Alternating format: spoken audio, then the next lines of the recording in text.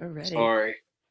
Yeah, so And we are live. I think next podcast, Brock, we just got to suck it up, and we'll just stay up till 11 o'clock, and we'll just go live right after spin, and then all of those views will go to us. We'll just come over. Yeah, that'll work. Gosh, Yeah, that's as long as That's a as long as cheater's he way can- to get like 1,500 live viewers right there. as long as he can show me how to do it, I'm good. Because Oh no, it's him. It's him that does it. It's him that he does Oh, it. that's perfect then. Yeah, I'm nobody has done it post Sevon because those are a lot of views to get all at once. No, I'm sure Sevon's. I'm sure Sevon sent people out there too, but like Caleb's working it. It's not Sevon, so. But yeah, that's I'm crazy. Sure. There's all these little tips and tricks that you just don't know until you start clicking buttons. That's all we do is just start clicking buttons and see what works. Yep. It's like I know them, but I don't know how to do them. I just know how to tell people, hey, there's this thing. There's a way to do it. Yeah. It's funny when the first couple or the last 2 episodes we've done, at one point, some mic get up somehow. And I'm sorry, we didn't hear that. Your mic messed up. Did it really? You're kidding. A little bit. So he'll say your mic's messing up, and I'll act like I'm looking at something, and I have no clue what I'm looking at. I'm just clicking buttons, hoping that it's working. It's okay. We all started that way too. You just try to figure it out literally one show at a time. And then you realize when you get past the first couple of shows, you're like, oh, okay. Like, it's not too bad. Yeah. Now, have y'all been a guest on a podcast before? Yeah. Yeah. Yeah, on Sevon's? I was on. She was. Yeah, but you were kind of running Sevon's, though. That's not really like a guest. Like a year or so ago, I was an actual guest. Okay. And then I went on Coffee Pods and Wads and tried to fake it till you make it on Coffee Pods and Wads. I did pretty good, though. Which was hilarious, by the way. What do you mean fake it till you make it? Like, explain, please. I just didn't realize where, like, he emailed us the questions. And I don't know why I didn't realize that he actually emailed us the questions. Oh, you didn't know the questions beforehand? No. So she knew them 2 seconds before 3, 2, 1, go. Like, so I was like, yep. That's how you debate right there. We're going to fake it till we make it on this. Honestly, I would prefer debating that way. I would prefer, like, nobody knows anything. You show up, they ask a question, let's go. That's where real knowledge is, you know. Rather than like you can prepare and you have the computer and like let's just see like who knows what up top. I'm screwed. Well, that's my issue with, or that's one of my issues with like the school system. I know this is way kind of left, but like you study for a test, you take the test, and then you're just on to the next thing. Like nobody cares anymore. You know what I'm saying? Yeah. Yeah. I mean, People a lot of the school humans don't learn like that. Yeah, a lot of the school is that, literally learning to take a test. Like I was a great test taker. Like I go back and I look at my grades, and I was a student, advanced Regents diploma, took Spanish for 5 years, excelled math for 5 years, did all the things to get my advanced Regents diploma. And I probably can't recite much of what I learned in high school. You know, it was just enough to pass that test. And then when I got into college, it was like, oh no, you really need to know this information, because they're not just going to ask you, what does this, like, what is this with like multiplication? Like you have to actually know what you're reading. So there's be a lot to be able to change that way of learning and everything like that. So I absolutely hear you on that for sure. Yeah, I'm starting to a lot think of Spanish college is a scam. I'm leaning. I'm flirting with it. Starting to think that. I'm flirting with it. Yeah, I did a lot of college, Garrett. It's hard for me to just be like, yeah, it's worthless. So that's where I'm at. Like I got the 4-year degree, and I have still 2 of them, and almost a doctorate. Really?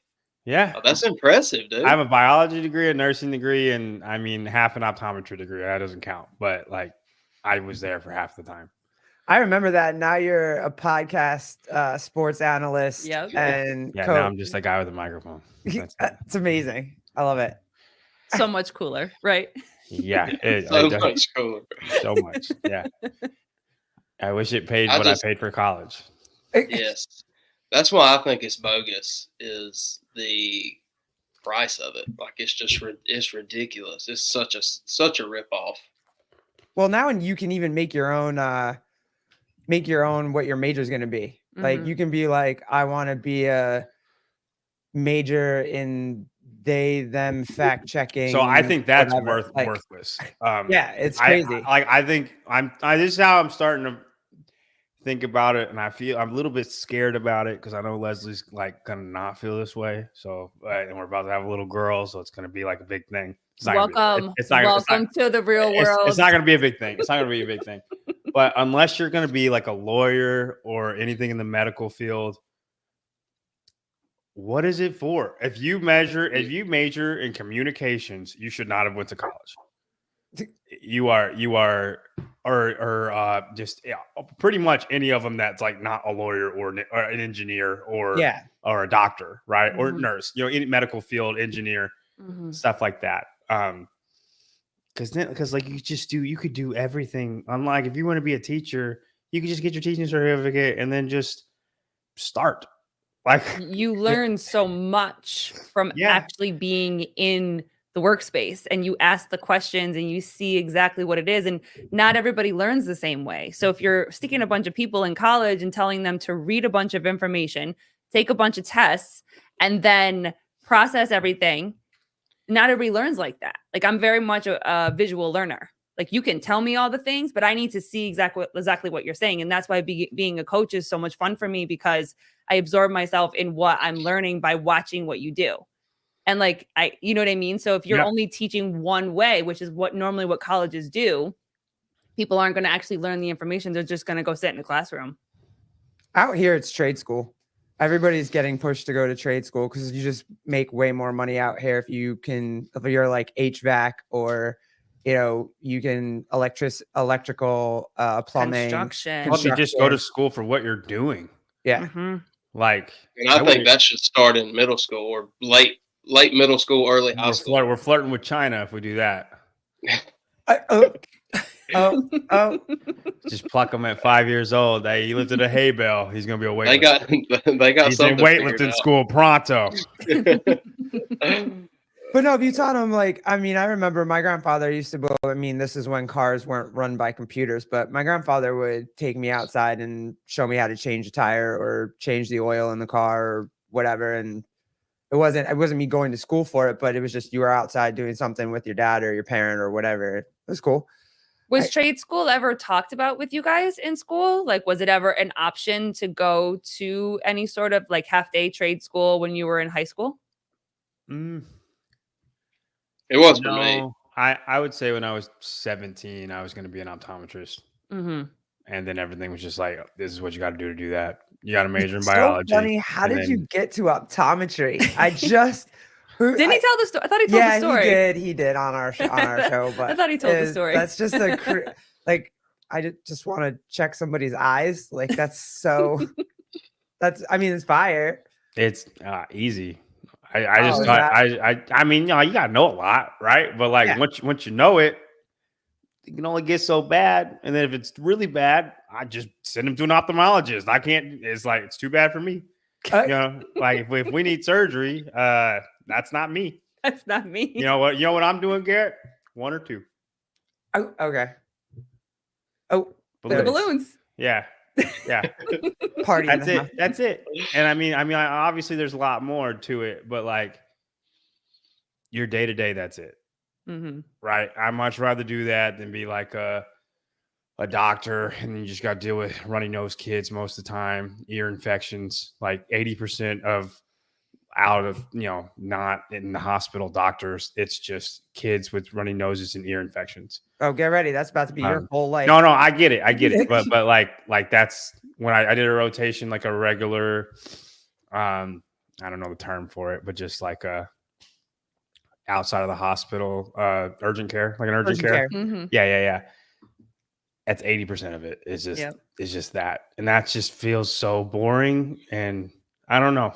Eyes didn't feel boring to me. I like it. I just can't. I remember dating. Like the first thing girls noticed about me was my eyes, and I for some reason that resonated with me, and then I just linked that way. Yeah, and then my dad was like, "Yeah, I think you could do that." And then I just did everything that did the steps to do that. And then Leslie hated life in Kentucky, and I started over. Now I don't even know what I'm doing, but we're doing okay. That's good. I got a question for you. I was catching up on y'all's podcasts last night, and the second one, I have a question for you, John Young. Oh, shit. What amount of money do you need to get to where you feel like you would sin? And what sin are you afraid of doing with said money that you're making? I just think the richer you are, the more weird things you get into. Even with in the confines of faith, and like, you don't think your faith would protect you from whatever these sins are that you're gonna do if you I mean, have I just generational think wealth? the verse that like it's harder for a rich man to get into heaven than a camel to go through the hole of a needle. It just really resonates with me. Okay. Money is the root of all evil. Money is not evil, but it's the root of all evil. Like, Yes, the love of money. The love of money, right? It's so people easy. that don't have money don't love money. You know what I'm saying? Gotcha. That's where you appreciate what you have more, I guess. And I'll admit to it. Like after we got done talking, I'm like, it probably was like a lot more money than I'm like I said on the podcast, like a couple I feel like that number is going to be money, higher. but Yeah, right. No, and like looking back at it, I will admit that like that's probably fine to make. I don't think you're going to run amok in Vegas. Whatever we said. And that's one of the now is, I mean, $200,000. I mean, in today's economy, that's really not that much. I mean, I'd hate to say it like that. It's way more than what we make, but it's really, I think they said like the average income to be comfortable with a family of 3 or 4, I think is what they said, was like $212,000 a year. I don't think so at all. Like, that is crazy. And y'all are New York, correct? Yeah, so it's more expensive where you guys are. Yeah. I think like Brock lives in nowhere, South Carolina. No offense, Brock. And I live it's nowhere. Yeah, it's nowhere. You know what I mean? It's cost of living is much cheaper. Oh yeah, that's why I don't know, Garrett. I'm just very content with what I have. I feel very blessed, and it's not like me and Leslie are super rich. You know what I mean? So like, you're comfortable and you're happy being comfortable is what you're saying. I don't like the word comfortable, but like I feel blessed. Okay. Why don't you like the word comfortable? I don't think you should ever be comfortable. I think I'm so confused by this because if you're not comfortable and you're I would say being at peace and being comfortable are two different things. Okay. Explain. Get ready, Brock. Here it comes. This is. Would you agree? Would you agree, Brock? Yeah, the word comfortable means like you're just doing every day, like every day is the same. You're just living life. What is your meaning? What is your purpose in life? Well, I think that you're comfortable. You just want things to stay the same. You don't want. No, I meant comfortable. Like you can pay your bills, you can pay your car note, you're comfortable. But you don't have to be comfortable in the gym. I'm not saying you. Yeah, we're not stressing. Yeah, that's what I'm saying. You're happy with that. You don't need to strive for sure a 10-bedroom house with 3 bathrooms or 5. Yeah, okay. Yeah, and I mean, I'm still trying to get as many clients as I can at JY Barbell and stuff like that. It's not like I'm not trying to make money, but I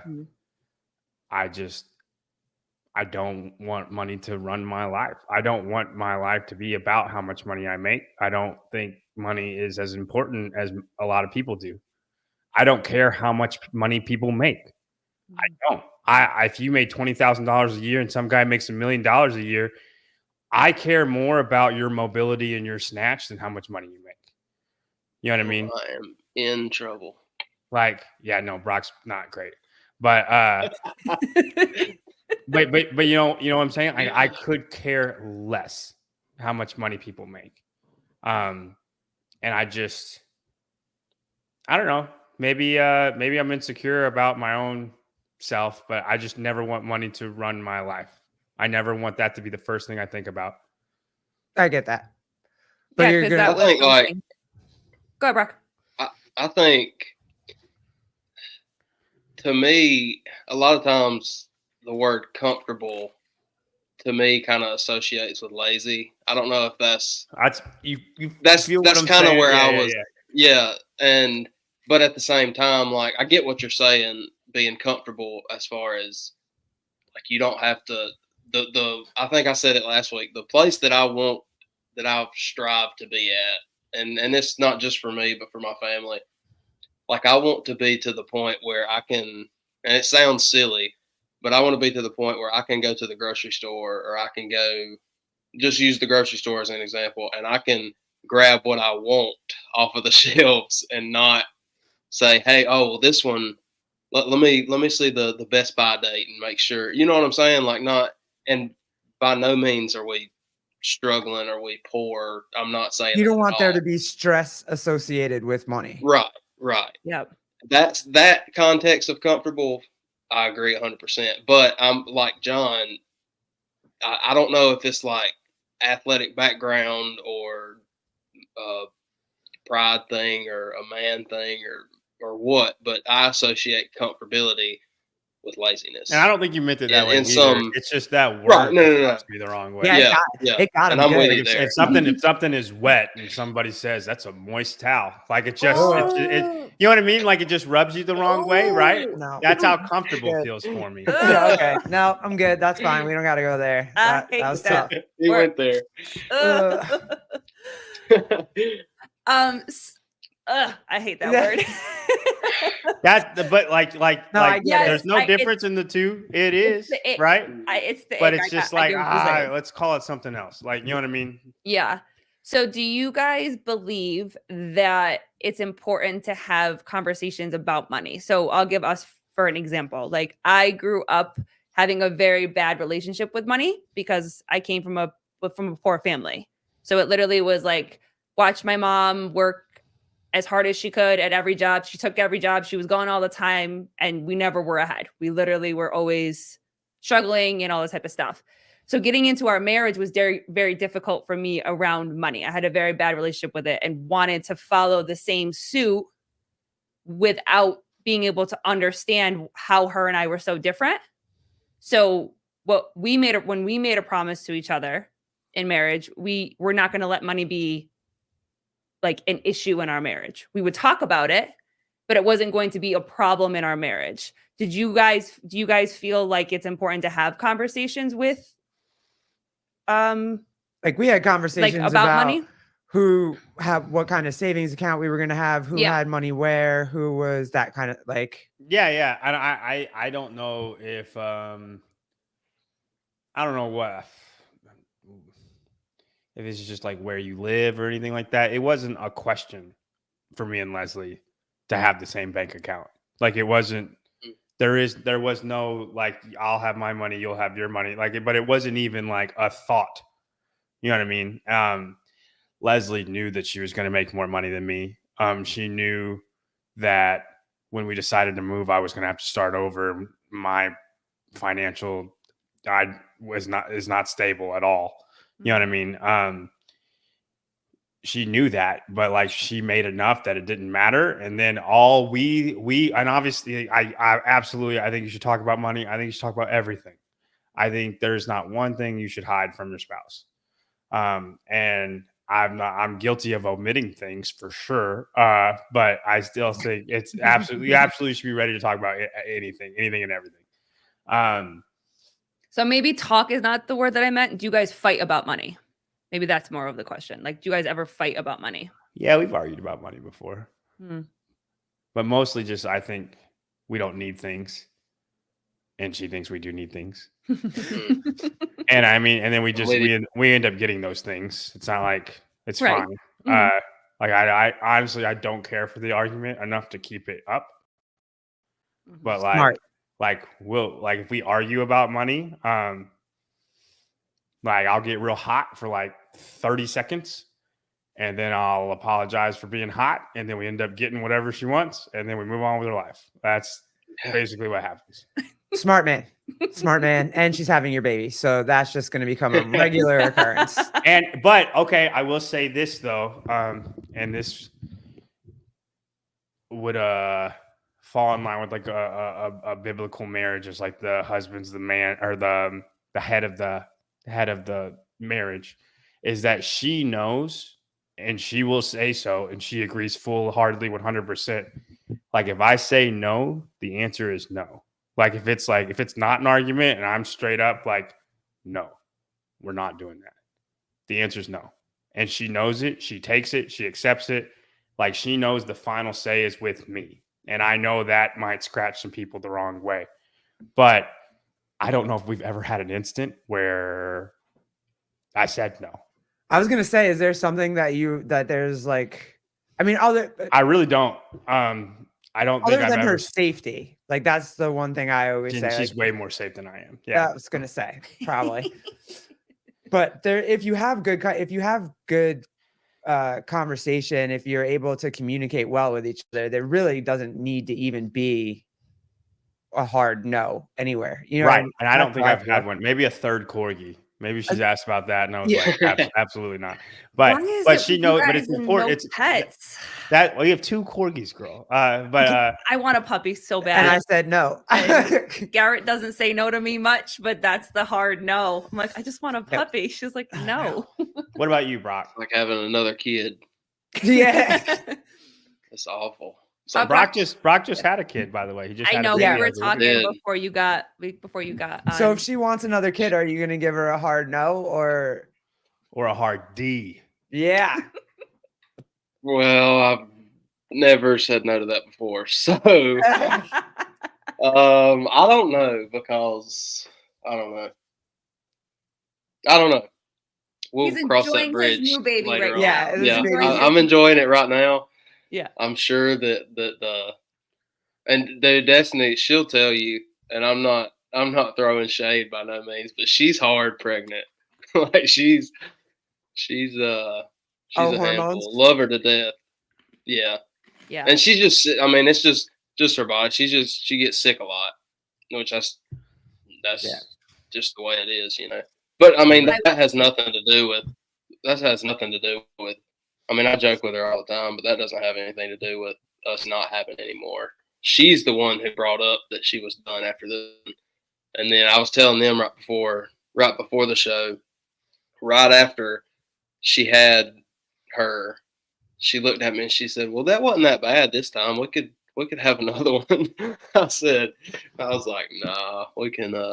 We'll talk about this in a couple of years. We could take a break. That's what we could do." Yeah, seriously. Do you fight about money though? Not really, no. I would say the only thing that, and it's never really about money, but like when, for example, if we're going through a period of time where money is extra tight, then it leads to like the stress of money being tight, the stress of bills or something that shows up that you're not expecting. That's when I think a lot of times that's when the arguments come, but it's not necessarily about the money. It's just what I guess money would be the root cause of it if money's tight, but it's not. It's never like, hey, you spent too much here, like let's fight about it, or it's nothing like that. So but it is. Yeah, I've never had that either. Where like, hey, you're spending too much, or like I thought that, or she thought that. It would be. I mean, we'll get on to each other. Like jokingly. I mean, I'm never like super serious about it, but like we check each other. Like, hey, money's account's a little bit low. Like we need to chill. Like we need to cut back on this, or hey, be careful here. Like we need to just be. Most of the time, what we say to each other is just be conscious. Or I say to her, because she's typically in a marriage, you've got a spender and a saver. Well, I'm the saver and she's the spender. And most of the time it's me just saying, hey, let's, be a little conscious when you go to the grocery store, or when you, with kids and stuff, like you gotta spend money on stuff that you don't want to. I mean, that's just a part of it, and that's one of the biggest, I don't want to call it a burden, but that's one of the biggest struggles, I guess, with adding kids is, This is good. Stop going to Starbucks. Yeah. But I mean, it's like I said, it's never really about money, but it's just, I guess the stresses from money sometimes can cause unneeded arguments. But I mean, we really don't argue a whole lot. I mean, we have our times, but I mean, nothing detrimental. No, I'd Would say you the same guys here. say that you guys have always had good communication around money? Like, for instance, like before we got married, we met with a counselor our pastor, like we sat and had our counseling. pastor, by the way. And we had counseling and all type of stuff. And they asked questions about money and they asked questions, you know what I mean? Did you guys ever experience that before you guys got married? What's the question again? We literally went to, before our pastor would marry us, we had to go to like that counseling portion. Like a counseling portion. We had to answer questions. We had she would talk to us, ask us all kinds of questions about being ready for marriage and the commitment and the, what it actually means to be married. And so we did all that. And there was a questions about money. Yeah. Fighting over money. I think that stuck with us for a very long time to not allow that to ever happen, because I watched it destroy people very much, like marriages, not people, just people's marriages, that fight over money. Yeah, I think it's the leading cause of divorce. I can see that. Yeah, I think people are saying that too. I mean, that's part of the reason why I'm like so against it. Like I want it to like be the least thing I think about in the day. I just want to know what sins you think you're going to commit with. I don't think I'm going to become Jeffrey Epstein, Garrett. Okay, that's not what I didn't say that. That's not what I'm saying. Say that. I didn't say that. But all I'm saying is I don't want the option to be either. You know what I mean? Like I don't want the temptation to be there. You know what I mean? I get it. For anything. I'm not just John Jeffrey Epstein, but for anything. I don't want it. Yeah. Gotcha. I want to be Joseph. You don't want that the chance to be able to throw Diddy parties, and you just don't even want that. Yeah, no. Gotcha. No, I don't. Like, because that's a good point. I mean, it's a silly example, but that's a good point. Like there was everybody who was ever at a Diddy party had money. Yeah, and a lot of money. Like a lot of money. Yep. That's a good point. I'm not a big partier in the first place. I don't think I'd be going, even if I had, even if Diddy invited me and I didn't know anything, I'd feel like I'd still say no. But I don't know. I don't think I would get into anything to answer your question. I just don't want the option or the temptation to be there. Gotcha. And when you have millions and millions of dollars, that stuff just comes at you without you noticing. Fair. That's fair. What do you guys think about letting the Menendez brothers out? What is the Bible and the? Oh, you're about to get my wife fired up. She's all into it. Because argument. Let's say like they did it. They admitted they did it. Everybody knows they did it. They did it. They were 20-something years old. Shot the parents. But the whole argument now is because something bad happened to them, whatever their dad did to them, or whatever their mom knew, didn't know, whatever. Is that a reason to not get punished for taking shotguns to your parents? That's you want me to answer it, or you want to answer it first? Go for it. So they got released from prison. Is that what you're saying? No, but there's a big fight. There's a possibility. They're trying to fight for getting parole. Okay, I think whatever happens to them, like, it's fine. I think if they stay in prison for the rest of their life, it's fine. I think if they get released, it's fine. It's not my place to cast judgment on them. God will judge them when they die. And then it's fair. By the law, they did their punishment of whatever the law serves them. Right. And that's that's it. You know what I mean? You can have biases, but it's not my place to judge them as like, oh no, they should be put to death. Like, I don't care. Whatever the law says, that's fine. That's fine by me. Michael Vick did his time. I'm like, now he's out. Now he's playing football again. Right. Like now OJ Simpson, I think, you know what I'm saying? Like that, I think he should go to jail, and he got out of it. But like, they went to prison for 30 years, and now they might get out. Like they're not in my neighborhood. You know what I mean? If they were in my neighborhood, I might feel a little bit different about it. But I almost just don't care. You done got her riled up. I saw it. If they let Gypsy Rose out, then they need to let them out. They made that up, Destiny. Because, They weren't really abused. but is that, are They we made it doing up. that now?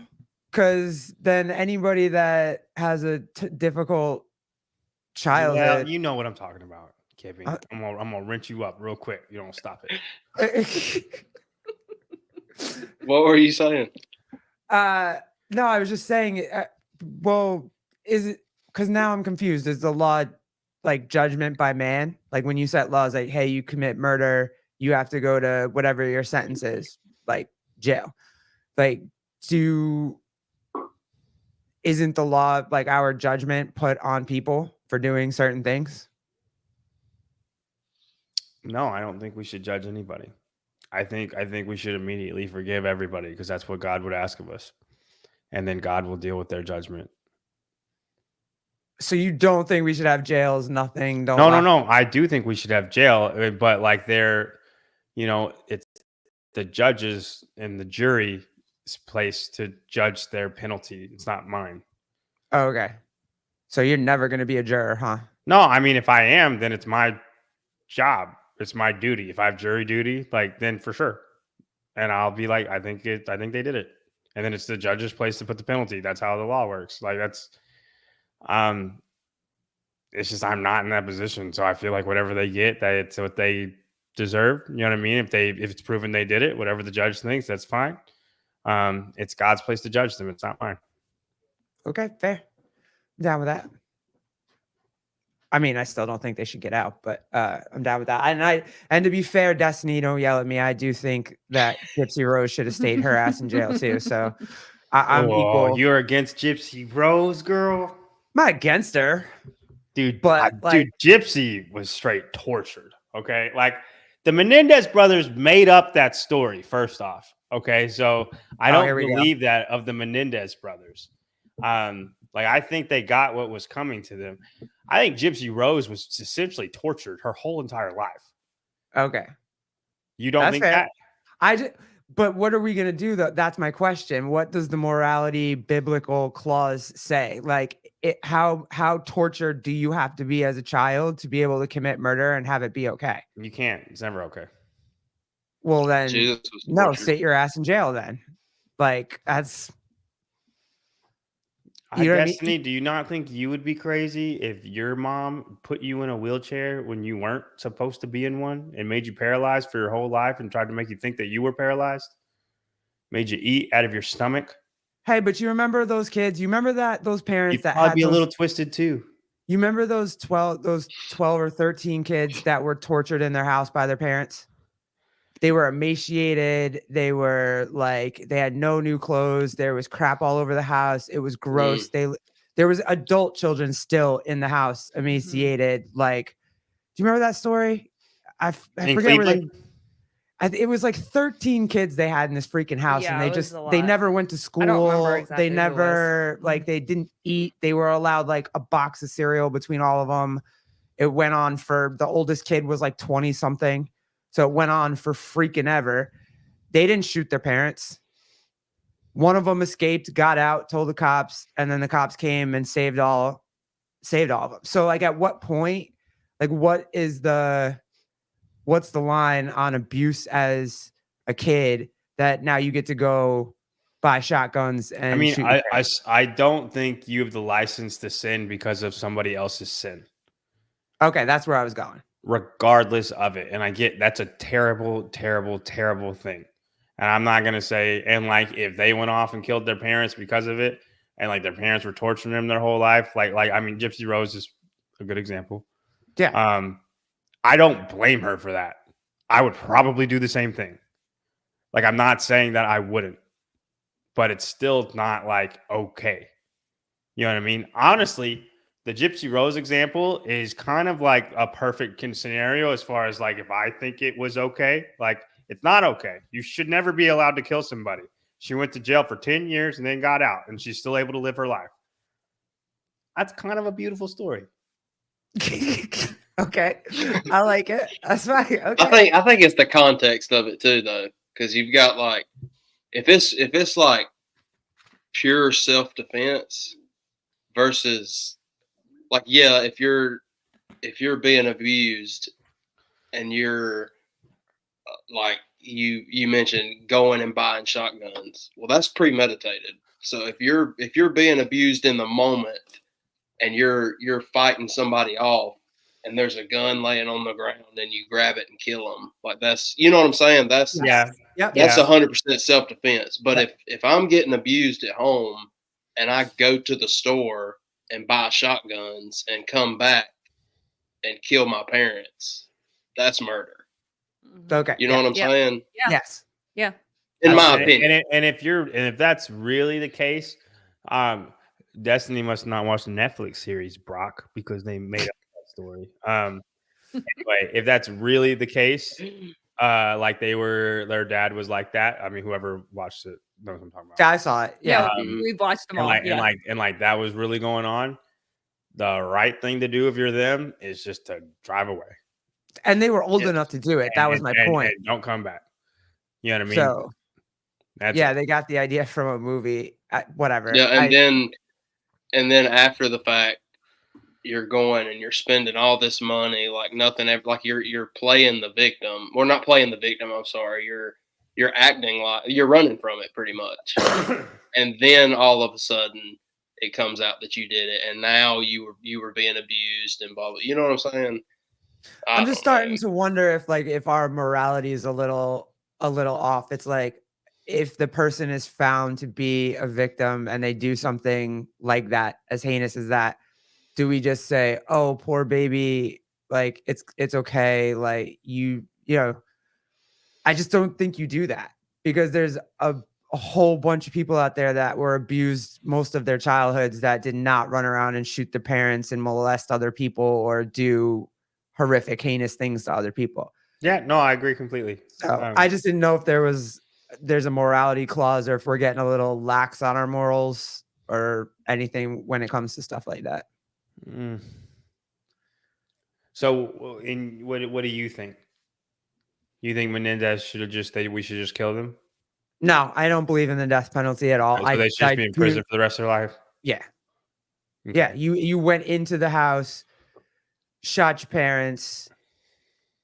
Yes. Like no, and so like I would say if that's what the court said, I'd have no problem with it. They did. They said that. I'm saying if they still say that. Oh, like, yeah. Like, you know what I mean? I have no problem with it. Yeah, me either. Yeah, I agree with that. But if they've been in prison for 30 years and then they decide to leave them and let them out on parole, I don't have a problem with it either. Right. Sure. That's fine too. The whole like, oh, these poor babies that, these poor dudes, if they get out, they're going to make millions of dollars on whatever books they write or television. I don't think anybody cares about them anymore. No, dude. Look what happened out there. Every documentary that's happened. I don't think anybody would have cared about them had they not done all these documentaries and the Netflix and Netflix is everything, baby. You get nobody would have heard of them if they didn't do the Netflix series. I knew who they were. I knew who they were too, but like you would have never cared. I would have not known that they were going to get released or they were trying to get released. Well, it's the same thing with Jeffrey Dahmer. Nobody was talking about him until all that stuff came out on Netflix. Doesn't he have like Born Again Christian documentaries? Yeah, and doesn't he have so many like documentaries now? He's got fans now. After the last one, he got fans. Like there's Jeffrey Dahmer fans. I am curious, John, if that's true. I'd like to think so, but that would be cool. I think it'd be amazing, but that's something that rubs people the wrong way. For sure. We get up to heaven and Jeffrey Dahmer's in there eating a piece of steak. You probably go inside and look at. Well, he was abused as a child, John. So it's okay that he went on the rampage. That Hey, he would have been in prison forever. No, I know. I'm just saying, like, But documentaries are getting you, baby. If you're in a documentary, you're either going to jail or you're getting out of jail. It's one or the other with these things now. Good point. David and Uriah, that's murder for sure. Mm-hmm. Y'all know about that?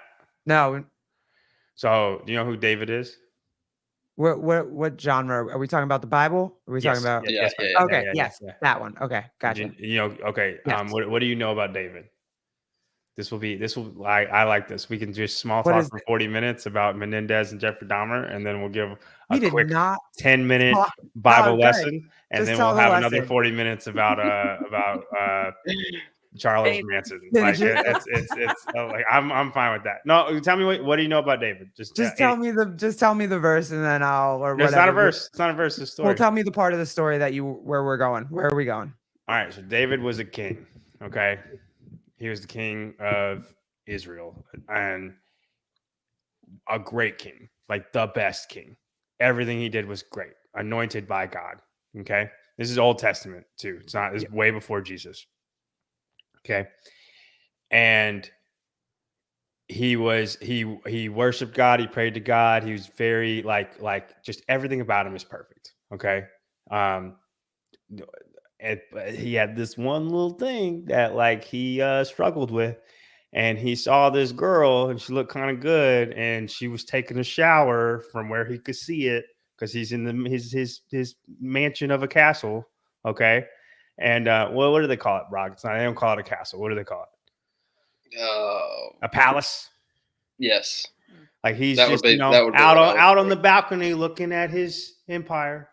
And then he just sees Bathsheba taking a shower. And let me tell you something, she is fine. Okay. Like Old Testament Sydney Sweeney looking. Okay. And then he's like, bring this woman to me. I want to talk to this woman. He swiped right on her. And that's and then they brought him to him, and he's like, hey, I'd like to get with you, and then or make you one of my concubines. That's legal. And she's like, I'm married to this guy named Uriah. And, I'm already taken. Sorry about you. And then he's like, that's cool. And then he puts Uriah's in the military, and he puts Uriah on the front lines. So he dies immediately. And then he sleeps with Bathsheba. Or actually, no, he ended up he just slept with her before and didn't even tell anybody, and right? She got pregnant. That was the thing. Yeah. That's why she got pregnant. And then he put Uriah to kill her. So it's okay. He was trying to hide it.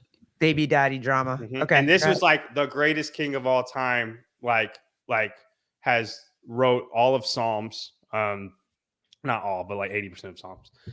And it was really, really bad. It was one of the worst sins committed in the Bible. But the cool part about David is in the Bible, he's said to be a man after God's own heart. So if you've got somebody who can screw up that bad, and God still considers him like righteous, you know what I mean? Like that's very encouraging. Okay. The husband getting sent to the front lines, premeditated murder, but he's still the greatest king of all time.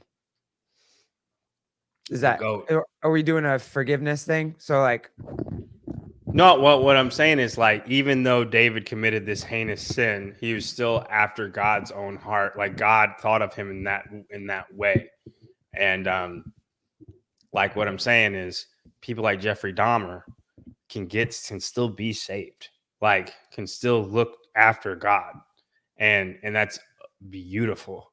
And people have problems with that because they commit these terrible, terrible things. But, that's why you said if we see them in heaven, we're gonna look a side eye. Yeah. And like a lot of people have a problem with that. That somebody like Jeffrey Dahmer can get saved. They're like, no. When you have Miss Karen who goes to church every Sunday, but just goes to church so she can tell her friends that she went to church, that girl's going to hell.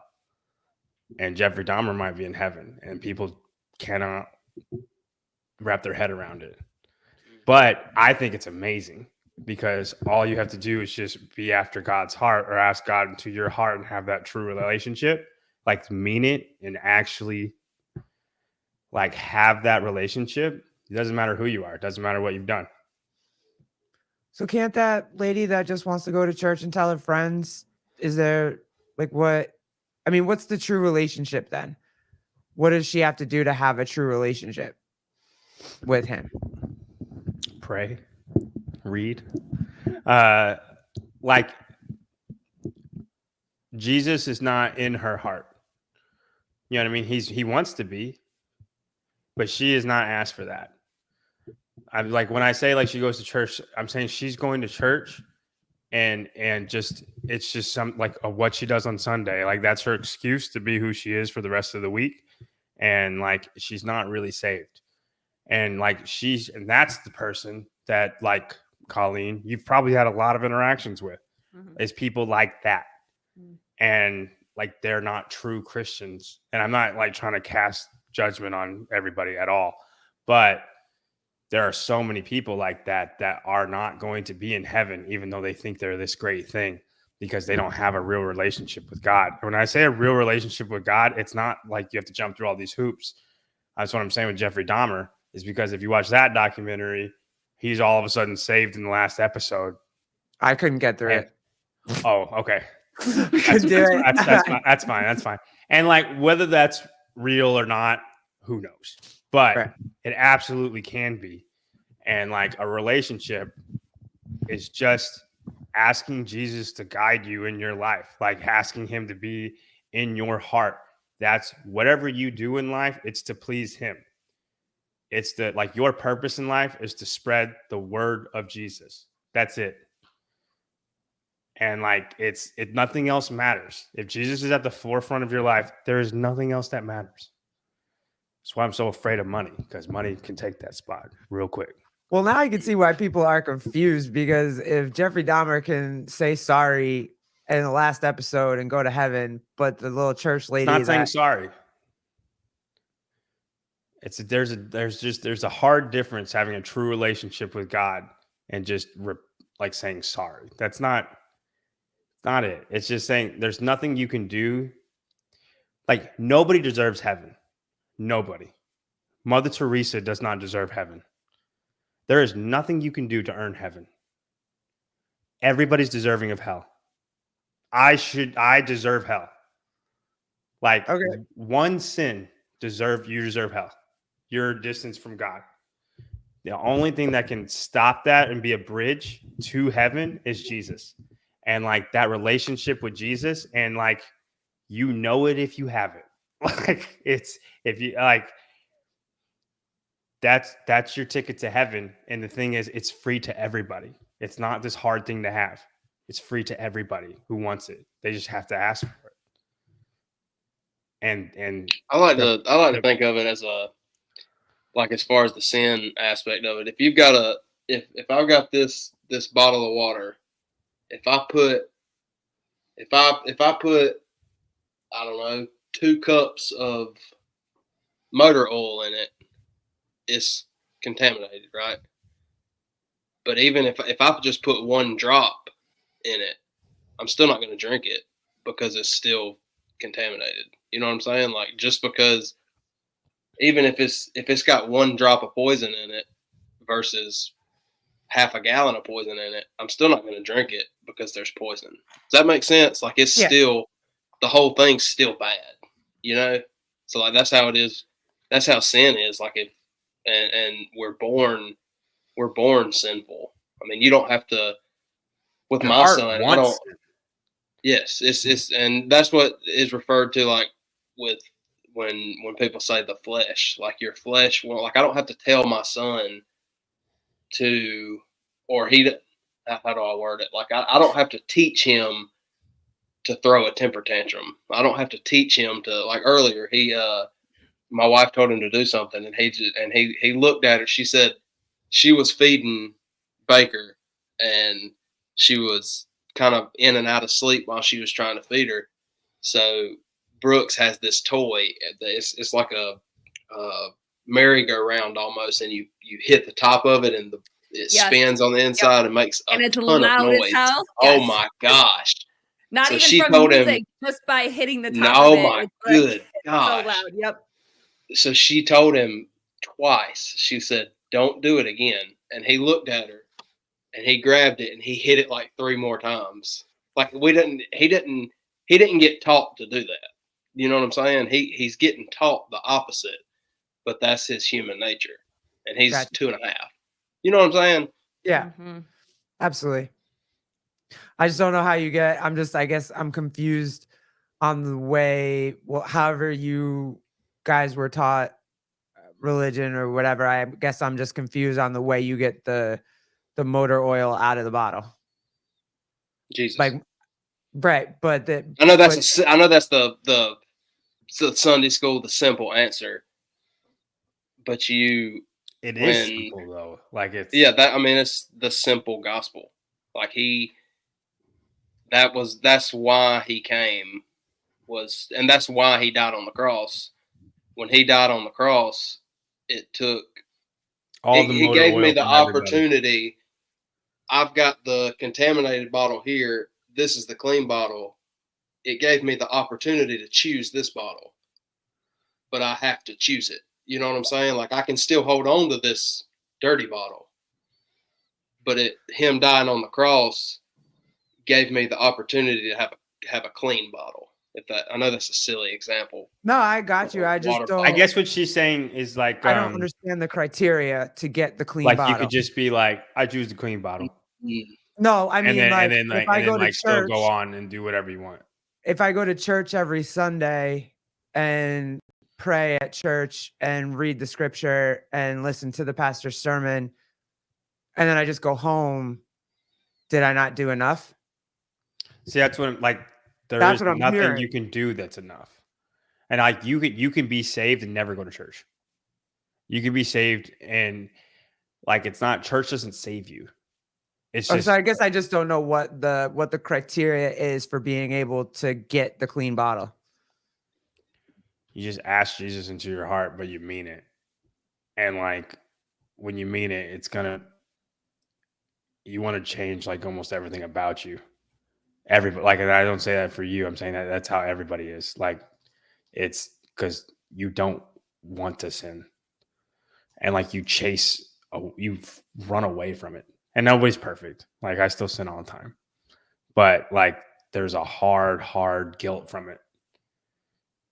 Would you agree, Brock? Mm-hmm. Yeah, it's like trying to think of a simple way to explain it. It's like once you choose it,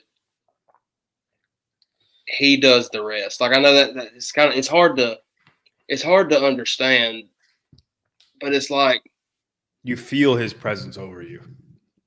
Yeah, I know that sounds. No, I want to know. It's like the way I like to look at it. Okay, so you've got this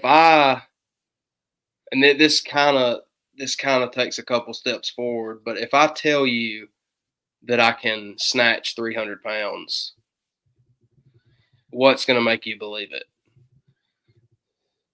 Seeing me do it, right? Yeah.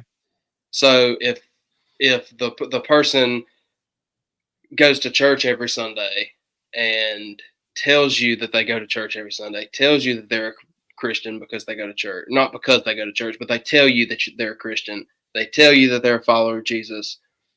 But Monday through Saturday, you see something completely different. Are you going to believe them? You know what I'm saying? So it's like, I don't think it's and I think a lot of times we get caught up in and maybe this is just a lot of my area, just being in the Bible Belt. But a lot of times we get so caught up in, I've got to say this prayer to ask Jesus in my heart. I've got to do this. I've got to do that. Once it's not about the prayer. It's not about like asking him in your heart. That's kind of the coined phrase of it, just to kind of, it's just a symbol of, because your heart in your physical body, your heart controls everything. Like out of your heart beats the blood that goes through your whole entire body, right? So that's just kind of the metaphor for it. spiritually is when you ask him into your heart, when you tell him that, when you give your life to him, well, then the rest of your life changes. Like, you don't have to change. Like, I guess what I'm saying is the criteria. I keep thinking of the word that you're using, the criteria. Like, you don't have to change and then come to Christ. Like, once you choose that bottle, he changes you. You know, and he changes your surroundings. He changes you. And all it is just being like, Jesus, come into my life and save me. I'm broken. I'm sinful. Save me. Like, I don't know what to do. I go to church and I go get sleepy. Like, save my life. And then if you truly mean it, that's it. And he'll do all the rest. And it says in the Bible that all you have to do is believe. But you have to take you take that belief and then you act on that belief. Then you're, I think it's as far as Colossians like the 3:17. Go ahead. Everything that I do for the Lord. So I don't want to go like in too many circles and like sound like I'm rambling. But like once he's there, then things start getting cleaned up. Like, I didn't clean myself up before I reached out to him, if that makes sense. So like you're saying, like, you don't have to get fit to do CrossFit. You just walk in the door. 100%. Exactly. 100%. That's a great perfect example. Analogy. And it's like reading the Bible and praying.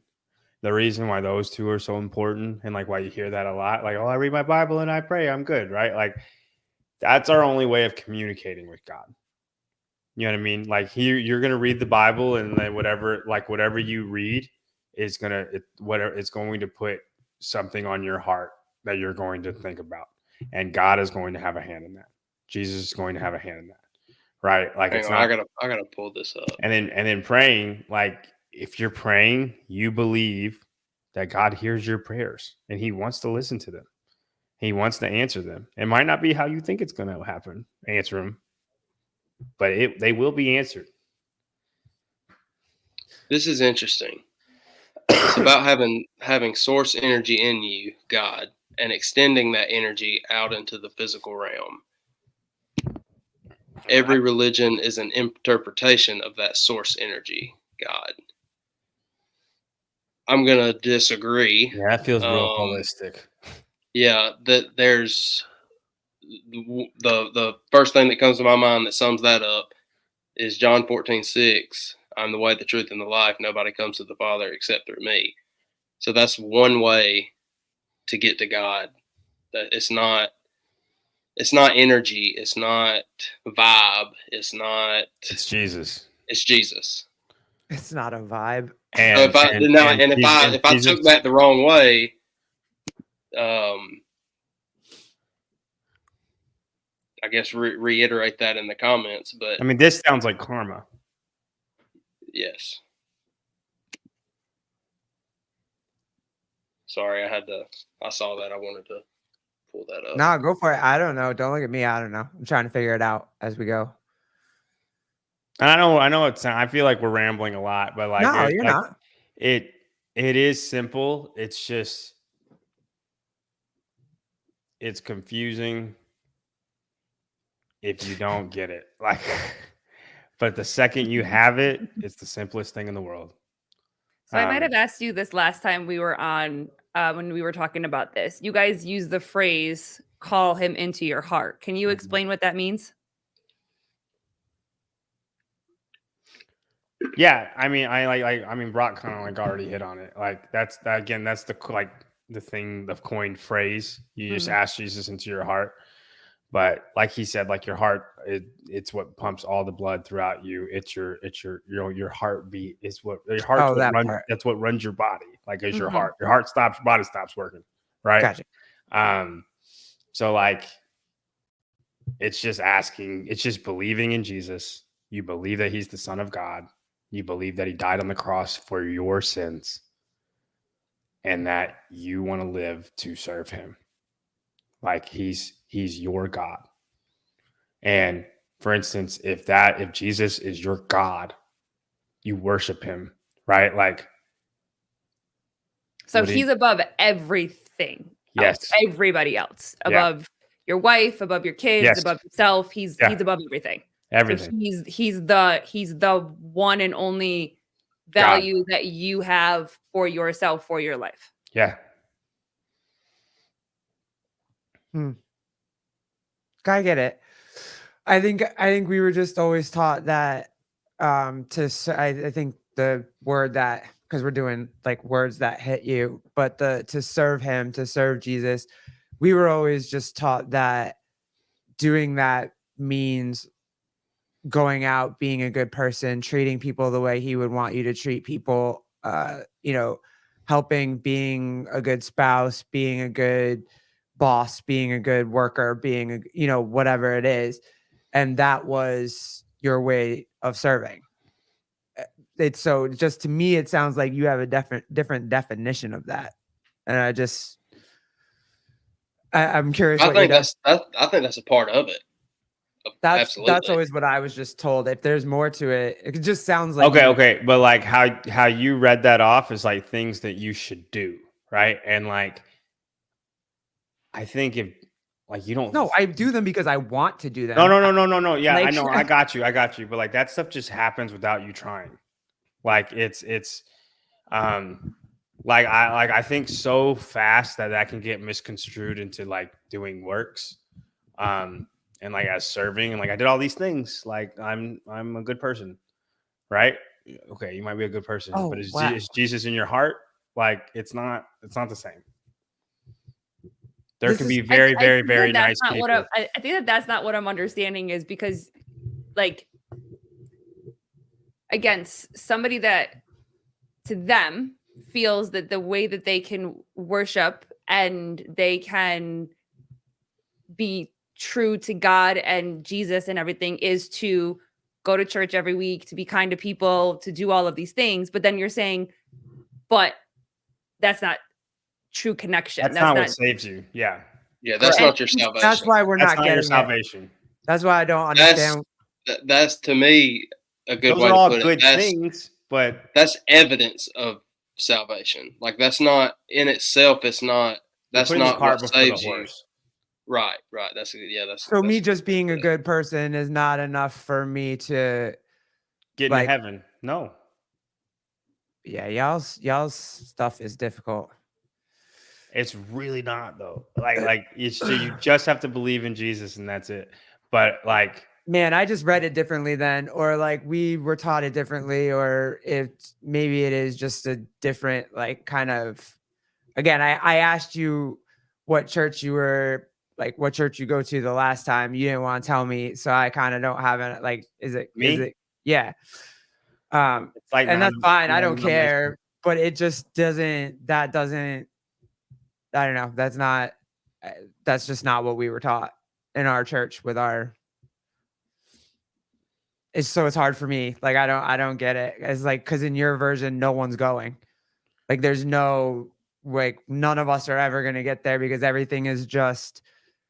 We're trying too hard to get there or something. I don't know. Like we're doing too many things. I don't know. Oh shoot! Did my camera go out? My bad. Yep. Yeah, your camera just went out. Sorry. Yeah, you're good. But yeah, I don't know. See, I look at it the exact opposite. I think it's possible for everybody to go. I think I'm trying hard. Here's a perfect example of how it has nothing to do with what you do is, and it's an example that people use all the time. It's the thief on the cross.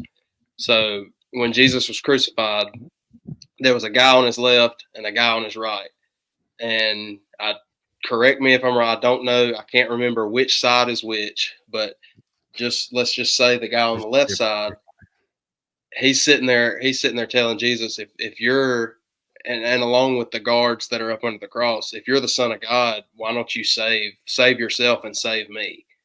And he's just ridiculing him. He's going at him. Like if you're really who you say you are, then do this, do that. And so he's giving him all kind of crap. The guy on his left. Then the guy on his right, he says, in himself, he believes, dude, this guy's who he says he is. And he tells Jesus, he said, when you get to paradise, remember me. And that's all it took.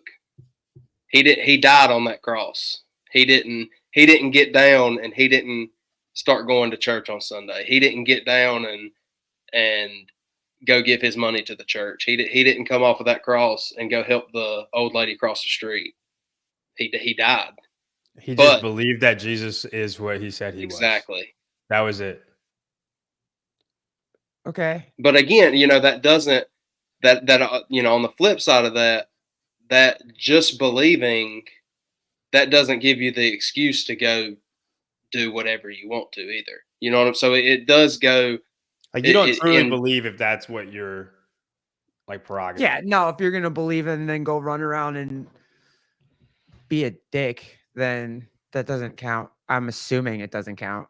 Like, I don't know. Putting God first in your life is the hard part, because even demons knew Jesus and believed, but they weren't going to put him first. Well, they chose to rebel too. They're not people. Like angels and people are different. No, it's just for me. I'm just trying to kind of figure it out and kind of quasi make it make sense in my own head. Just the differences that we have in our religions and the religion I grew up in, whatever. Because then who determines what? That's one thing, is you can have different denominations, you can have different churches, you can have this and that, but this right here has never changed. You know what I'm saying? I mean, you have translations, I get that. Okay, but, and then okay, and then like Garrett, what you were saying is like we were just taught different things. We all like it's the same Bible. Yeah. And what we're saying right now is straight out of the Bible. Nowhere in the Bible will it say if you are a good person, you're going to go to heaven. No, but the Bible says countless of times, if all it takes to be saved is just to believe in Jesus. But I do though, like I have my entire life, like so. But to you, I'm still not going, because I go out of my way to be a good person, try to be a good person, think about others first, be a good boss, be a good parent. And it's like, oh, but you're showing off too much. You can't do that. That's not, or I don't know. That's what it kind of feels like. Well, that also kind of goes back to the beginning, what we were talking about with the Mendez brothers. Like it ain't my place to judge you. It ain't my place to judge John. Okay, so that's yeah. Like, I mean, I don't know anything. Only God knows. Right. I could be full of it and I'm going straight to hell. I could be the least saved person here. You don't know that. You know what I mean? Nobody truly knows. That's where the faith comes in. Yeah, only God and you know. Yeah, that's what I'm saying. Like So what you're saying is that true believers are only worried about their relationship with God or with Jesus, meaning that's the base of it, I would say. It's like what Brock just said, is that who am I to judge? And then John, you said only you and God know, or only you and Jesus know. So is that what you're saying is the true relationship and the true believers? Is that not what you're doing for other people, or what other people are seeing in you? I mean, I would say yes. Like what you put forth to the public, like that's not your relationship with Christ. Okay. Because there could be people, right, that know the Bible inside and out and can quote every scripture that are not going to heaven, right? For sure. Okay. Dude, Richard Dawkins, has read the Bible a whole bunch of times. And most, I wouldn't say, I don't know this factually, but I would venture to say there is a great number of atheists and agnostics that are very, very well versed in the Bible. Okay. I was running a place here in Spartanburg. It's called the Rail Trail, and there's always it's where people go. Some people go run, and there's always Jehovah's Witness people sitting, like passing out tracts or whatever. And after my run, I told myself, like I had something telling me like, maybe you should go talk to him. And I talked myself out of it. I was like, nah, like I'm kind of in a hurry, blah, blah, blah, just, all the excuses. So I went and got in my car and I went to leave, and it was like, dude, just go pick their brain. Just go talk to them. Just go talk to them about Jesus. Like, all right. So I went over there, and I just kind of briefly just asked them, like, well, what are y'all doing out here? Can I get one of your brochures? Blah, blah, blah, blah, blah. Just wanted to start conversation. And dude, them jokers, they knew the Bible. I mean, I was not prepared at all. And they grilled me. I mean, just beat me up and down the court, grilled me. And like that's a perfect example of, and the Jehovah's Witness, they have their own translation of the Bible, and it's a little twisted, and that's one of the wheelhouse. What's called the lightning tower. It's the watchtower. The watchtower, yeah. That's what they call it. And so it's very like it's very twisted. It's not good. It's not Christian. No. But that's the confusing and the difficult part is every argument that they had or everything that they said came straight from the Bible. So they quoted scripture every single time. It was, but what they believe taken out of context is not scripture. Like they believe in the watchtower, but they would quote the Bible and then go do something else. That's what made me think of it. Talking about knowing the Bible, like they grilled the crap out of me. Like they knew it big time. And they like to get you too. If they know the Bible like that, like that's like their mission is to get you to, yeah. Dude, I invited some Mormons into my house, and it was the greatest time I've ever had. Really? Oh, I loved it. Leslie hated it. I loved it.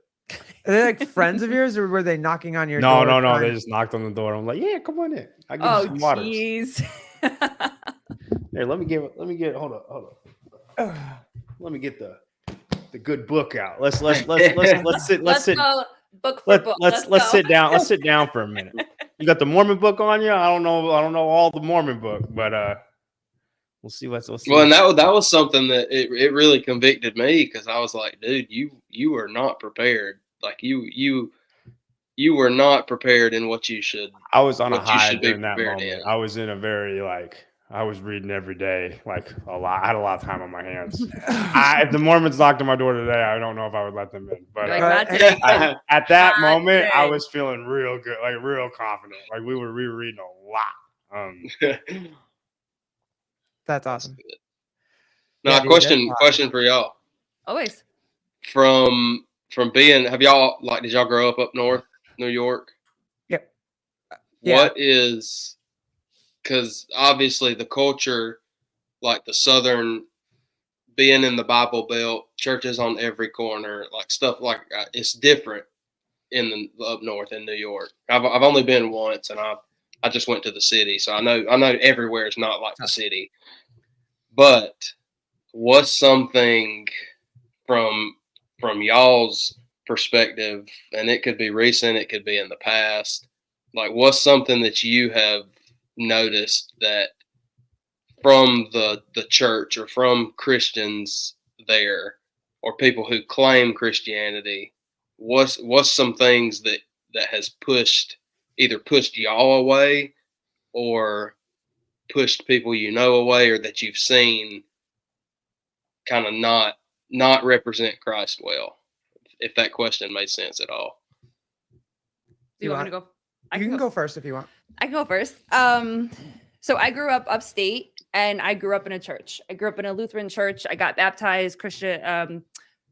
Is that what it is? Communion. I had communion. And we went to church every Sunday. I went to Sunday school. It was just part of, the weekly thing that we did.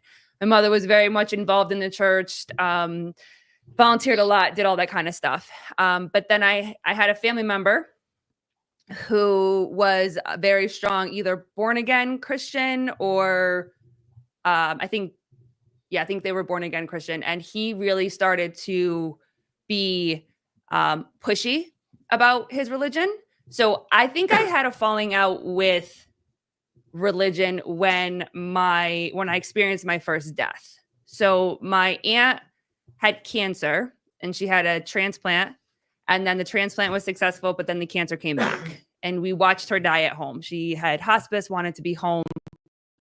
And I think I never had a strong faith. I was around it because I was in church, but I think I really had like a falling out or not understanding, because I grew up very much like God is always going to save you. He's always going to make things right. Nothing is going to go bad. Like that was kind of the picture that I was taught. And I don't know if it was because I was younger, but then I watched my aunt die and I couldn't understand how someone that's supposed to save everybody would put her through what he put her through. Very shortly after that, I lost my grandfather. Same kind of principle. He had Alzheimer's, ended up in a nursing home. He was the man, the patriarch of our family, and I literally watched him dwindle away to nothing. And then very shortly after that, I lost my uncle. So it was kind of like 3 very big deaths all at the same time. But during that time, my uncle, who was very strong in faith, started to push faith on me. You need to believe this. You need to believe this. Started to weaponize it against me and a lot of other people that I would see, really trying to force me to get in the car, go to church with him, read the Bible, like throw it in my face. And so I very much was not okay with that. And I really never, and I have openly said many times, I don't have faith. I don't have a relationship with God. I don't have a relationship with Jesus. I don't have any sort of faith at all. I've never read the Bible. I don't know anything about the Bible. And for me, I've always stayed away from religion because of how weaponized it is and how I hear people use it against other people, kind of like what you guys were saying, as an excuse to behave in certain ways. Well, God loves me. God doesn't love you because of the way that you act. You're going to go to hell because of the way that you act. You're less than because of the way that you act or what you do or whatever. So I really stepped away and didn't have any faith. Meaning Garrett, she has a strong faith. So being with her, I have started to ask questions about faith. And we have conversations about it. And she explains it to me through her eyes, through her faith. So it's starting to have the conversations, and then having the conversations with John and having the conversations with other people. I'm starting to allow conversations and faith to kind of come into my circle. But me personally, I've never had a strong connection, and it's hard for me. I know John says it's simple, but it's hard for me to understand how, because it almost feels like, and this might just be from my own background, like it almost feels like that you have somebody constantly telling you that you're not enough, that you're not worth anything, that you just do everything wrong all day. And then you have to say, forgive me for everything you do that day. And for somebody that has come from a very long history of own personal shit that I needed to find my own worth within myself. Can't curse on this show. Don't curse on this I'm trying not to curse. No, you're good. You're fine. You're good. You're fine. Brock said the F-bomb like 37 times last year. Oh, good. No, I did not. No, you're good. So for Be me, real. Be real. For me, it's hard to trust in something that feels so against me being who I am and my worth within myself. So I know that was kind of like a long story, but that's kind of where I'm at right now. And I'm always interested in conversations. I'm always interested in trying to understand where people come from, but I still hear this, you're never worth it. you're never going to be enough. You do everything wrong all day. Say sorry and then try to start tomorrow, but then it's the same thing. And I think that that's why conversations with you guys is it's good for me to just ask questions and listen and try to understand. But yeah, that's kind of my experience, I guess you could say, with faith and religion. Let me ask you a question. If you if you're never worth it, why would Jesus want you? Because he wants everybody. See, but that's what it sounds like. It sounds like that he doesn't. But I think that's the confusing part, is that you'll give an example and then you say, but he's already forgiven you, but you're not enough because everything is a sin, but it's it kind of feels like this. Yeah. You know what I'm saying? Like, it kind of feels like this wheel that you can never get off. Is that kind of what it is though? Like, it is a constant wheel of like sinning and forgiveness, sinning and forgiveness, sinning and forgiveness. I wouldn't say it's a constant wheel, but I think I think you don't have to ask for forgiveness every single day, but like the initial asking for forgiveness is accepting that Jesus is Lord, and like the initial one, I'm a sinner, I'm imperfect, I need you because my flesh is weak, right? Like the reliance on Jesus, the initial reliance, which is like, that's what we're saying is being saved, is believing in him and that he can save you. After that, you will want that relationship with him, and it won't be like, I'm so terrible, I need to ask for forgiveness every single day. Like, it won't be like that. Like, you're not going to feel that. You're not going to feel like some type of guilt. They're like, big brother is watching you 24/7. And like it's gonna be more of like, how is your relationship with your dad? Good or bad? Are you frozen? You have to think about your relationship with your dad. No, your dad is awesome. My adult relationship with my father is awesome. I'll say that. All right, it's more of like that, having a great relationship with your father. Like, do you feel like your dad is just telling you what to do 24/7? No. Or do you just have this awesome relationship with your dad? He was never that dad. He was the cool dad. Yeah. Right. Okay. But I'm saying, like, it's more of like having that relationship with your father, because Jesus is your father. Like he's the father of us all. You know what I mean? He created you. He knows that you're imperfect, and he wants you despite that. And it's the same way. Like, you talking about the relationship with your dad. If you screw up something that involves your dad, you're going to go tell him sorry, right? You're going to ask him to forgive you. Same concept. Do you say that every single day? No. But there's some days where you're like, I'm so bad, man. Like you know what I mean? Like, and like, that's the relationship. See, that I get. That's the example that I would say that I have always grown up with, thinking of as my relationship with God. You know what I mean? Or Jesus, but that was always just, if I had a really bad day, I could talk to him about it, tell him about it. If I knew I screwed up really badly, like, I know I shouldn't have done that, but like, I could do that. You know what I mean? That kind of stuff. That's how I remember growing up and learning about God. And I think you can take solace in, like, you think yourself, like, I'm just wrong all the time. I'm just the worst person in the world. So why would I even care? Like, we're all on the same level, girl. Like, you know what I mean? There ain't nobody that's better than you. The best person you could possibly think of, whoever you have in your head, like, they're the closest with God you've ever seen. We're on the same level. You know what I mean? As you, who has never read the Bible, has no faith, we're on the same level.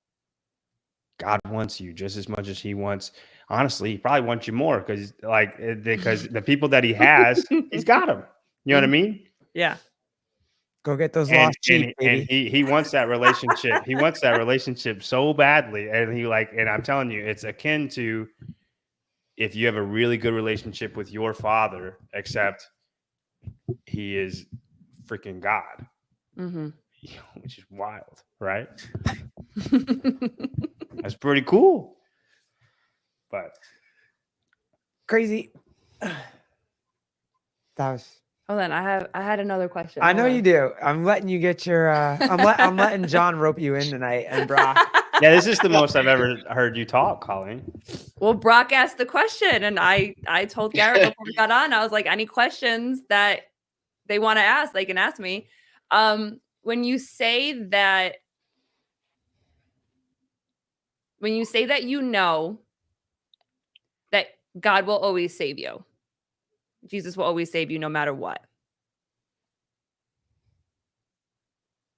How do I want to ask I don't know if I've ever said What it didn't like that. Okay, so then No, Jesus wants you, is what he said. Jesus, like no, he said something about being saved. Like you know that you'll always be saved. Like you know that you're saved if you're saved. It's not like, am I saved? Like, you know what I mean? Like you know. But like when like you say Jesus will always save you from what?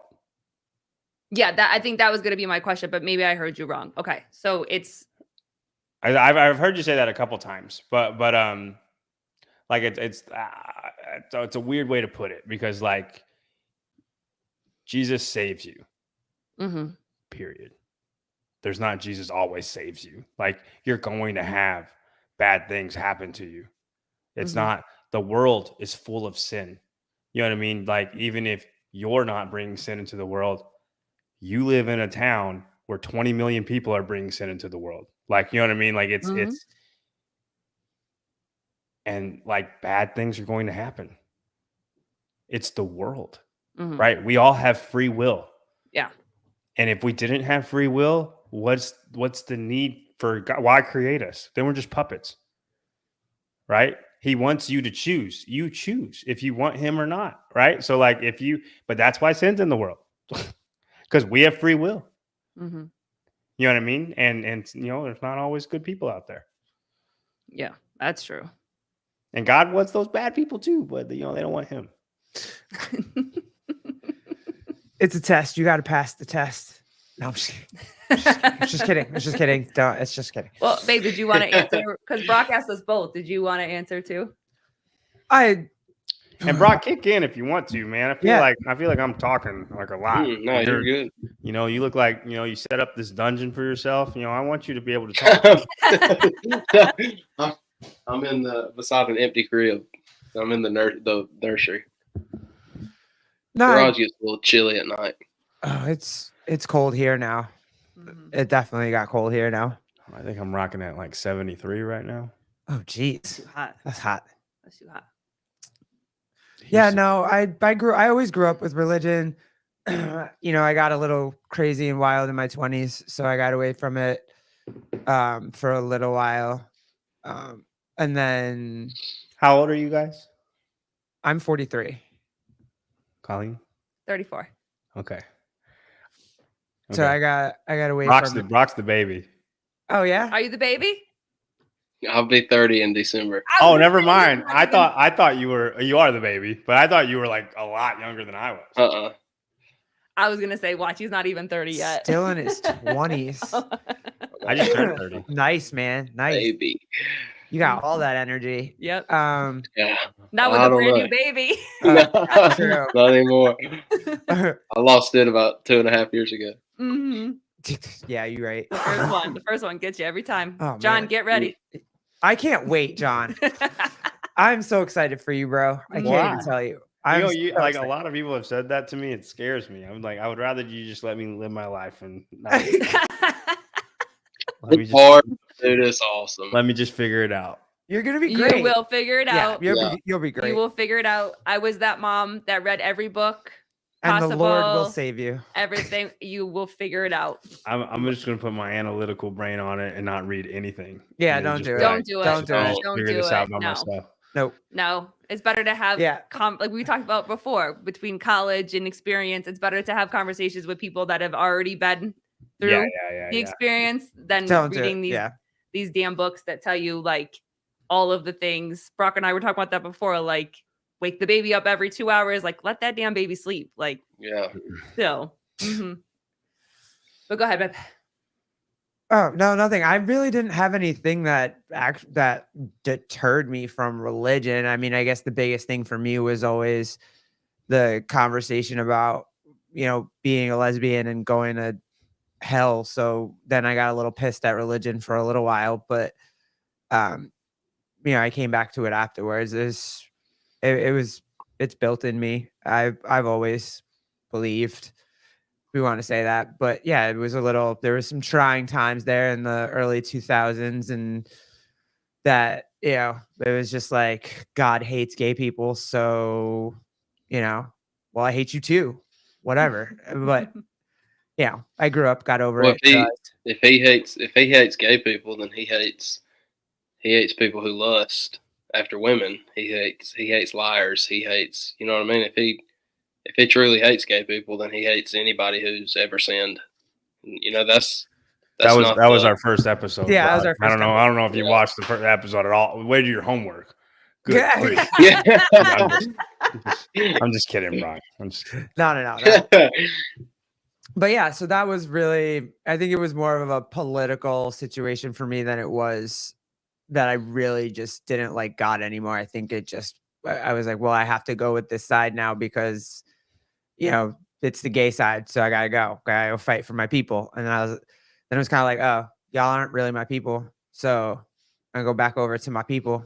And then, so yeah, I never really lost it. I think I was paused there for a second, and then he unpaused me. So took a sabbatical. Yeah.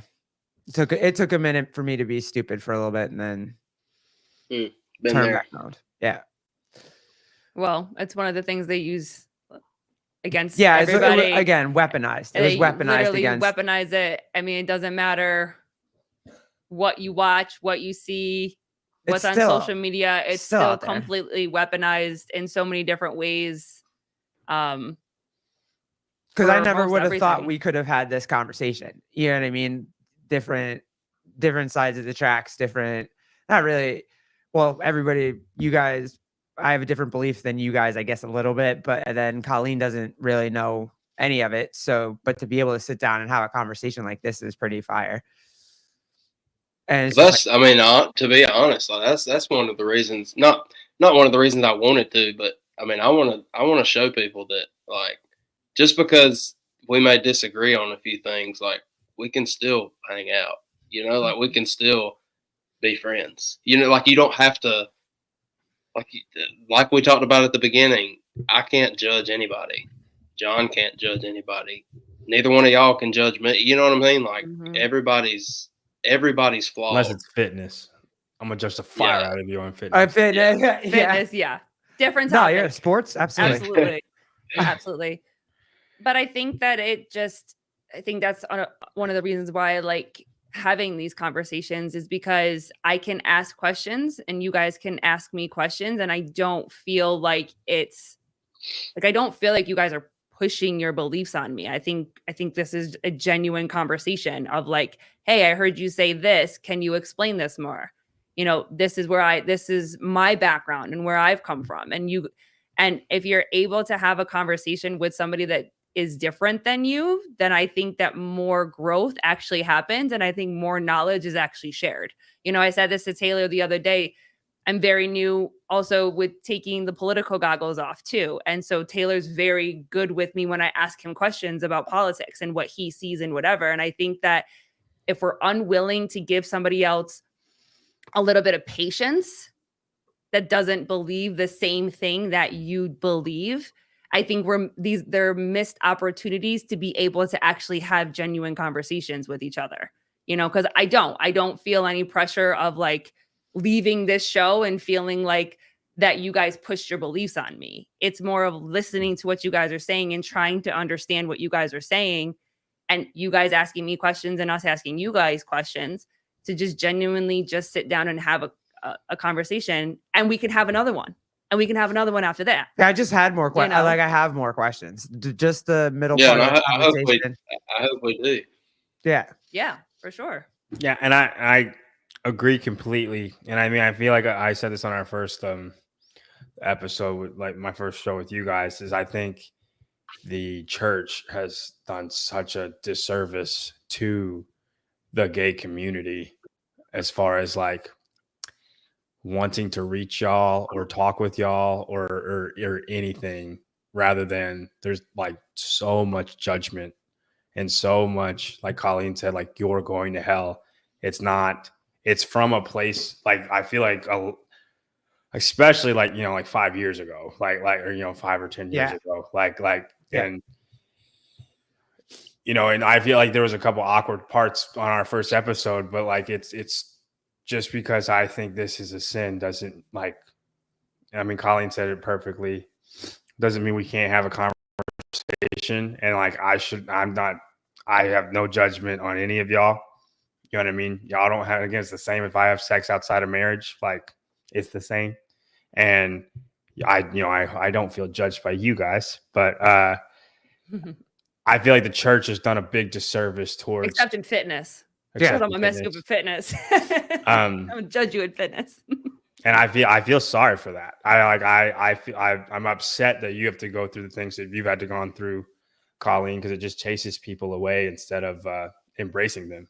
Our group doesn't help. We don't help ourselves either, because we're out there screaming that people who have religion, who have a healthy love and respect for Christ, they're evil and you can't talk to them because they hate you and they're going to want to, you know, burn you at the stake or whatever. So our group we don't even help ourselves either. So But I feel like that stems from people from who all of call it. themselves Christian, like okay. that do not reach out with love and they reach out with judgment. And Yeah. I get that. that's 'Cause I not was how, gonna that's say, not I how think it's Jesus hard. would go about it. Yeah, I Like, think it's hard for us to find, you know, guys like you guys who are willing to just have a conversation. Yeah, straight white men. Yeah. We're taught to stay away from y'all. Mhm. Well, in today's culture, we're like the big no-no. If you're a Yeah. straight Yeah. white man, Yep. nah, you're racist and Yeah, homophobe. they're gonna mess you we up. are essentially the trans of 2000. Yeah, Clip Yeah, it. y'all are the worst. that's Clip amazing. it. By society standards, y'all are the worst. It's crazy. Mhm. I just want my own bathroom, man. I don't want to share it with people. Mhm. God, you are gonna get clipped. Okay. Absolutely. Right. Okay. This is so sideways, but I really want to ask it. What's being a lesbian couple? What is your opinion on the trans thing? And maybe I shouldn't ask this, but I've always been genuinely curious. They're not about it. From They hate trans people. and I've always been curious, and I know, you know, one or two people who are lesbian can't speak for everybody, but the Oh, no, majority. we can. We absolutely can. We've anointed What's ourselves. They're in the alphabet. Yeah, we're in the alphabet. Like, yeah.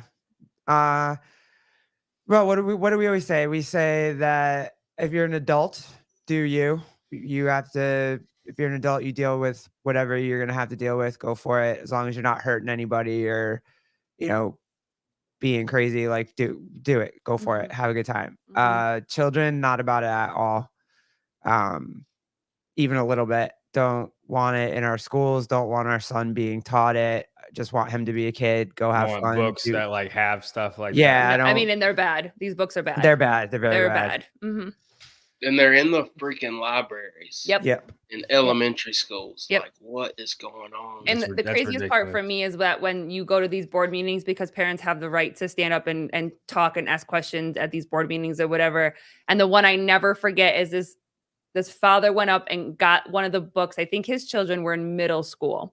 The black guy. Yes. Is that who you're talking about? Oh, yes. yeah. And was literally reading it. And the board members are like, that's inappropriate. And he's like, it's in my kid's school. Yep. It's in this school. And you are a bunch of adults that know exactly what a penis is, a vagina is, what sex is, and all of this type of stuff. It's crazy.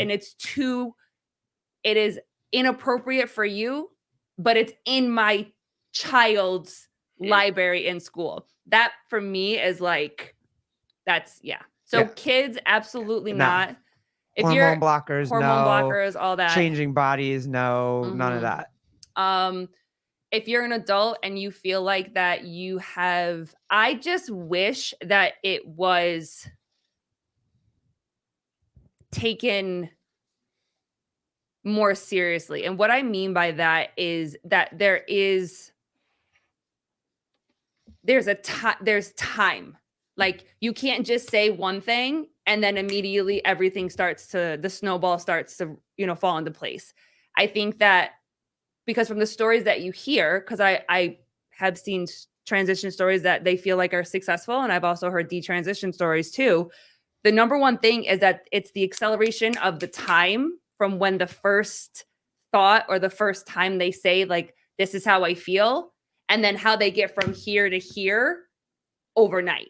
And these young kids now have, had double mastectomies or cutting off their balls. Like they're literally doing all of this to their body. And then By the time they're like 15. And then they wake up one It's day insane. and it's irreversible. And for whatever reason, that word is like a taboo word, but it's the truth. No, These and procedures you're killing them. Yeah. are irreversible. You cannot. Well, that's the thing that you don't hear is they talk about the like suicide 7 to 10 rates, years after. like Yes, you're contributing it's unreal. to people killing themselves. They But the scare narrative the is, parents. but They the scare narrative is they parents. flip it, where it's the Yeah. suicide rate is higher if you don't do this versus the suicide rates that are after. Called puberty. Yeah. Yeah, because you always hear the argument. They say, "Would you rather have a dead son or a something daughter?" And a live You know what I daughter. mean? You know what I Yeah. mean? Yep. Yeah. And It's it's freaking unfair. And I've talked to a crazy, dude. lot of parents that they're just transing their kids because they're scared that they're going to lose their child. They're not even doing it to harm their kid. They think they're saving their kid. And that little, pull the wool over their eyes thing that they're doing is ridiculous. Cause it's like, no, your kid will be fine. And if your kid really wants it when your kid's 22 and 21 or whatever, then fine. They can do them themselves. They get their own Rub job. some dirt on it and let's roll. Yeah, but little kids, nah, screw that. Right. And the schools can't take. That's what's on the ballot for us right now is for schools to be able to trans our kids without telling us. So like socially transition our wild. children without telling us. Mhm. So I'm homeschooling mine, man, till So- high school. Well, listen, we're going to see what happens with this election because he's in school right now. And we were talking before this year about homeschooling him. And we were, talked to a couple people in the school, the principal, all of the people, like the higher ups and voiced our concerns. And they assured us that nothing was changing, that they're not teaching gender ideology. They're not teaching critical race theory. They're not doing any of those extreme curriculum changes and whatever. So we'll see. But then this Prop 1 came up. And if you read the fine print. I mean, and you have to have like a freaking master's degree to find what they're trying to do in it. It's and not they're trying to put everything in there. Yeah. Like even if you don't read the whole thing, you miss a lot. But that is a one straight of the things no for me. That they're trying to do is they're trying to take rights away from parents. Yeah. It's basically what it is. So if it does Politics. If it does pass, then our son will come home. Yeah, he'll be homeschooled. There's plenty of other places that we can socialize our kids with one of us being around him without him being. He has a speech therapist that he goes and sees that I see. He's with her for a half an hour. I see every single piece of paper that she works with him on, every story she reads to him. Like, because our son is autistic, Brock. I don't know if you knew that. Our son is on the spectrum. Oh, I didn't know that. So he has his services, his speech therapy, all this type of stuff and whatever. And we can get all that stuff. We don't have to do it in the school. So yeah, he knew who Souza was and did not know who I was. I was John a was little bit hurt so by sad. it. I was slightly hurt by it. He like hugged Souza, was so happy to see him. Yeah. Felt like he was famous. And I was like, "What's up, little man?" He goes, "Hi." Like and then does he like run off? yeah. Like didn't even like fist like knock me, and it was I was a little bit hurt by it. I'm sorry. Well, did you tell Well, him? I hope it doesn't make you feel worse, but he had never heard of me, seen me, nothing. He gave me a hug. He did. He did. No clue who I was, but I got a hug. Did you tell John about Dallin? About how the baby like ran up to Dallin? Oh, he chased him down. We were at the front of Crash. He knows Dallin. Yeah, And Dallin was He's over not- by the. you guys go on too late, dude. I can't put spin on the big screen. Like he's either No, in- listen. fucking I see what y'all listen to. No worries. It's all right. I don't take no offense. I do watch spin though. I love No, you can't save it. I don't care. It's over. It's over. The JY barbell shirt doesn't Yeah, help. yeah. Like Yeah, that man. doesn't help. No, I admire the support. That's the first time you wore that shirt, huh? It's Mhm. not. I wore that I'm crash. I'm the just, whole- I'm just I was joking. like, I'm just what? joking. I I'm mean, just and joking. this is a shout out to Wifey. Our son goes everywhere, or Yeah. like brings with the Hiller Colton, bat. and he calls them Colton and Hiller, yeah, the piggy and the bat. Oh, Those okay. He takes them piggy and bats everywhere. are everywhere. I had to tell him, I'm like, you cannot bring these to Crash because you're gonna lose them. But they are always in the house. Yeah. Some mornings we wake up by him tossing Hiller right into my face. Like those are big hits. So please tell your wife we said thank you so much Okay. because he loves them. I should have brought her to Crash. He would have known who she was. Probably. He's gonna be mad at me Probably. forever. He He's is. Yep. Wait, who else did he hug? Brock. Stop it, babe. I'm Also- trying to stay friends with John Young. No, Please it's stop. fine. It's fine. I forgot that he hugged Brock. I absolutely forgot that he did. It's awesome, guys. Thank you. Yeah, Appreciate thanks for this. this. It was very fun. I learned a lot. I Yeah, did. that was awesome. Thanks for talking Let's do it about again. serial killers with me, John. I Yeah. appreciate you. What's And that? Brock, and- I said thanks for talking about serial killers with me for a little Yeah, while. no problem. No, anytime. Big, are you big gonna serial invite them killer to the talk watch guy. party? Oh yeah, if you guys want links for the we're gonna do like an hour or so during the election and do like a live watch party and just Oh send yeah, links I out. saw y'all talking to Taylor about it. Is that Savon's? No, Or I'm not are gonna you do guys that. We're good? gonna do it on our own, but we Okay. just figured if people want to jump on for 5 minutes and be like, fuck Missouri or whatever, and just be like, why are you voting this way? Oh, are you in Missouri right now? Yeah, I was born in Missouri. I went to Mizzou. I went to the University of Missouri, Right, I Garrett. We knew that. I knew that. We knew Oh that. man. Damn, I didn't do that on purpose, bro. It I was totally on swear. purpose. Yeah, no, it's totally on cool. purpose. So, I meant fuck Portland. I don't know, something. You know, believe I'm it or from not, I'm I didn't. from Portland. Oh shit! Yeah, are you serious? I'm just kidding. Oh, I was like, I'm winning tonight, boy. Oh, man. Typically, I expect me to take like trash talk, but I did not expect it from this podcast. So thanks, guys. I'm sorry. I I appreciate don't. it. We don't have that friendship yet. We can't do that yet. No, it's okay. I'm good. All right. Okay. I love you. I'm sorry. I know I messed up. I'll never mess No, up again. You're I promise. you're fine. I thought I sincerely hurt your feelings the other day, so it's okay. Okay. Nah. Not at all. Love you. But yeah, let's No, do I'm it. down. I'm down. Yeah. If I don't know what I'm doing, but like if you're Yeah, on I'll there, send links out and if I'll you- text you. yeah, just pop on, say hi, or be like, where are we at? Where are the polls at? Something, just whatever. We're just gonna have some fun, eat some popcorn. Yeah, I'm super Trump down. 24. Yeah, we gotta swing New York red. That would be This is amazing. the island's red, or it's pink at least right now. The island's getting pretty pissed. The island's getting about a lot pretty of annoyed, things. so Yeah. we're doing our part right now. Yeah, for sure. For sure. So, and Brock, be prepared. I'm sure my wife will ask you to come on to our podcast so we can hear what life is like with 2 kids under 3, how you're surviving, how's life, Yeah. how's the wife, I'm all down. that type of stuff. So, Yeah. I love dads on the podcast. yeah, definitely bother you to come and join us on our podcast when you get some time. Yeah. So, Yeah, Cool, I'm guys. good whenever. all right, Yeah, guys. I It was fun. appreciate Thank it. you. Thank you so Appreciate it. much. Awesome. Appreciate it, girls. All right. Have a good night. Bye, Thank guys. you. Bye. Yeah.